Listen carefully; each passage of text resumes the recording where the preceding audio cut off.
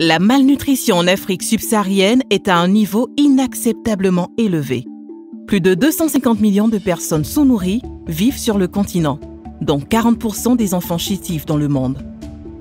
Un moyen de relever ce défi consiste à rendre plus accessible l'irrigation.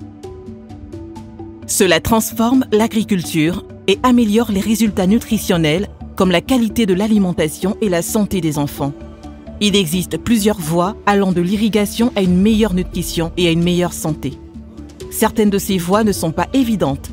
Les planificateurs et les investisseurs doivent donc faire preuve d'une vigilance particulière. Tout d'abord, examinons comment l'irrigation peut améliorer la nutrition. Une famille typique d'agriculteurs à faible revenu en Afrique s'appuie principalement sur les précipitations pour cultiver des aliments de base tels que le maïs ou le manioc. Lorsqu'une famille agricole irrigue ses cultures, elle peut commencer à produire et à manger des aliments plus sains comme les fruits et les légumes. Ils peuvent également doubler, voire tripler leur rendement et planter des cultures en saison sèche, ce qui prolonge la période agricole. L'irrigation aide également les agriculteurs à s'adapter au changement climatique car elle peut compenser pour l'eau d'irrigation en cas de manque de pluie. Mais ce n'est pas tout. La famille peut désormais vendre plus de nourriture sur les marchés locaux. Elle peut dépenser ses revenus supplémentaires dans des aliments plus nutritifs ou variés, comme les œufs ou le lait. Leurs voisins et leur communauté peuvent désormais acheter et manger des légumes et des fruits, même sans pouvoir les cultiver. Une famille ayant accès à l'eau d'irrigation a également de l'eau pour le lavage et le nettoyage. Cela évite aux femmes et aux filles de se déplacer pour chercher de l'eau, souvent loin.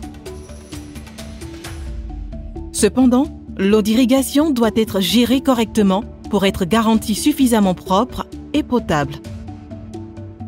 Les femmes jouent souvent un rôle important dans le choix des cultures nutritives, l'achat d'aliments sains et la gestion de l'approvisionnement en eau sanitaire, ce qui les rend essentielles pour garantir que l'irrigation est synonyme de meilleure santé et nutrition.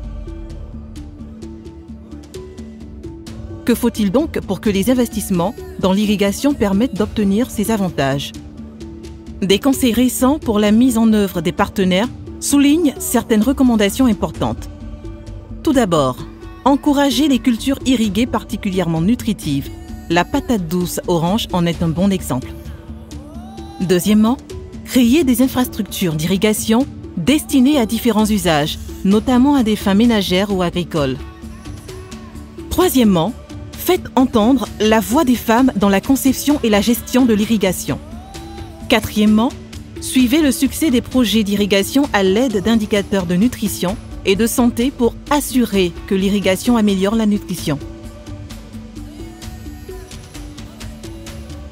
Les agences publiques, les investisseurs en développement, les chercheurs et les organisations de la société civile ont tous un rôle à jouer dans la promotion d'une irrigation plus favorable à la nutrition. Soigneusement planifiés, les investissements dans l'irrigation peuvent nous rapprocher de nos objectifs communs de zéro faim et de meilleure nutrition pour tous.